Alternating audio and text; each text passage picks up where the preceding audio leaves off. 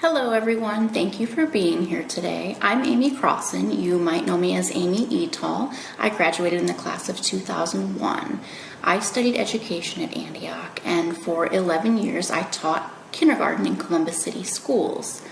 One of those years I taught a student whose family I had gotten to know very well, and during the school year his father was deported to Mexico.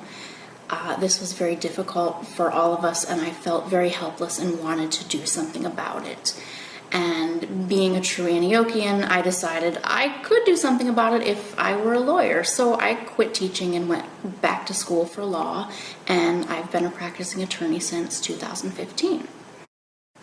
I have a small law practice in Columbus, Ohio, just me and a paralegal, and the focus of my work is on immigration law and particularly deportation defense, meaning I'm trying to stop people from being deported, and sometimes I have the privilege of bringing people who have been deported back to the country.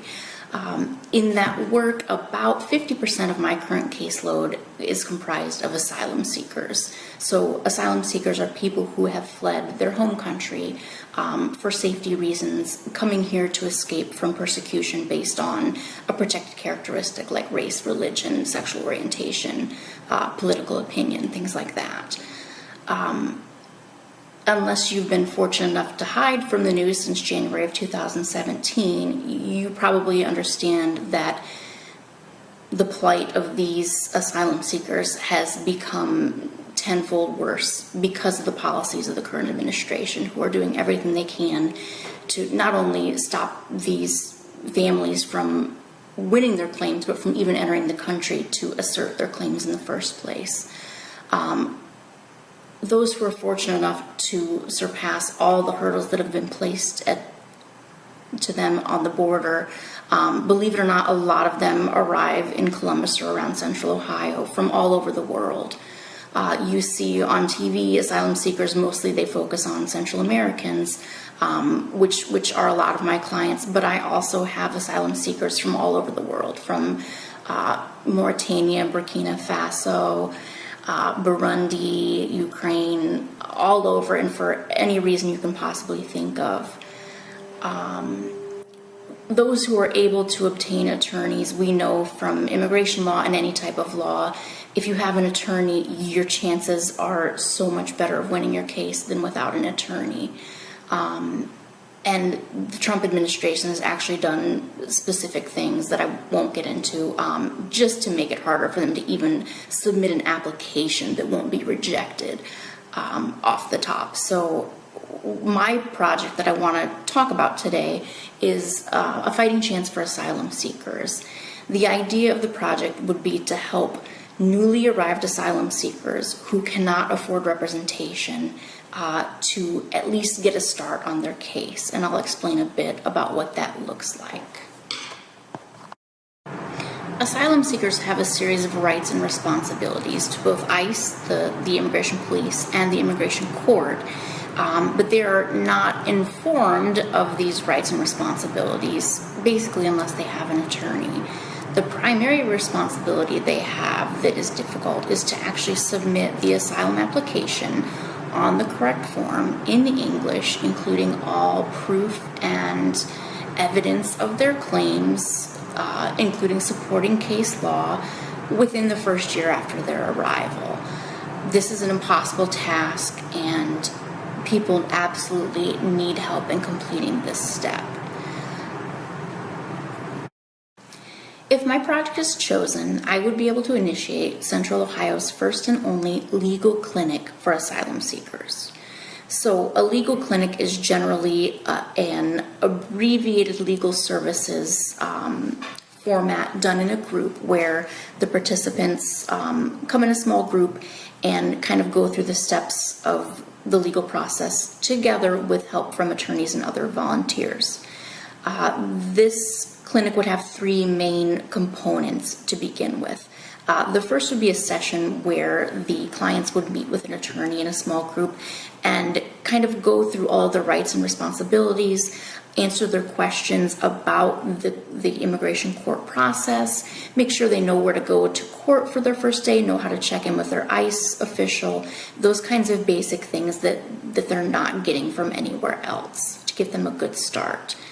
The second session would be actually preparing their asylum application. That would take, it wouldn't be just one attorney, it would be a couple of attorneys, a couple of other helpers who would get that information from them. We would need interpreters, and we would fill out their forms and help them write their affidavits that explain their circumstances and the reason that they're asking for asylum in an effective manner. So the second step would be to actually prepare and file those asylum applications for the client. The third step would be to follow up in a year when they are eligible for work permits and actually fill out and file those work permit applications for them so that they can lawfully work and obtain a driver's license and those types of things.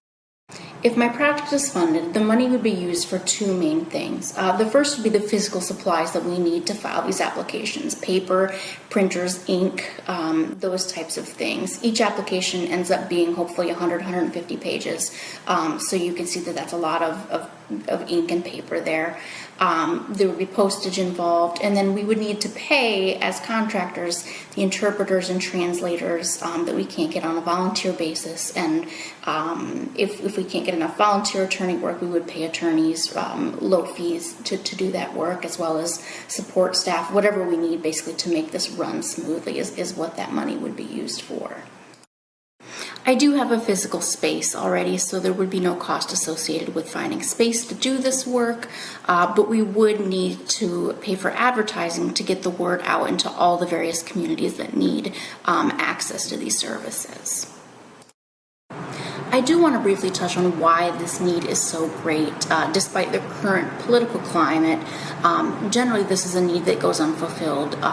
First, because understand that in an immigration court, there are no public defenders. You do have a right to have an attorney in immigration court, but at your own expense, which most asylum seekers just can't afford.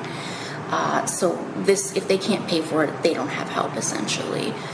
The second reason is that legal aid societies generally are, accept some federal funding and are therefore barred from giving assistance to people who are not citizens or lawful permanent residents of the United States, which means they cannot help asylum seekers or a whole host of other classes of immigrants that need help.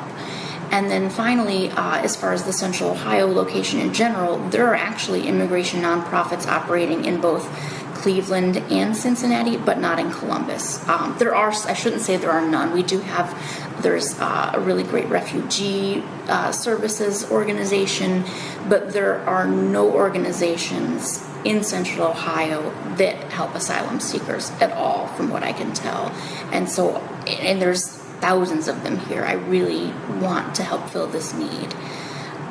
Finally, ideally, if this project were able to perpetuate itself, we would expand to other areas of immigration law. The dream would be to have just a full-service, non-profit immigration firm in Columbus, which would be amazing. And I do believe it can happen, it could happen, and this could be the start of it. Thank you for listening through all that, and thank you for attending the reunion virtually this year. I appreciate your support, and have a great day.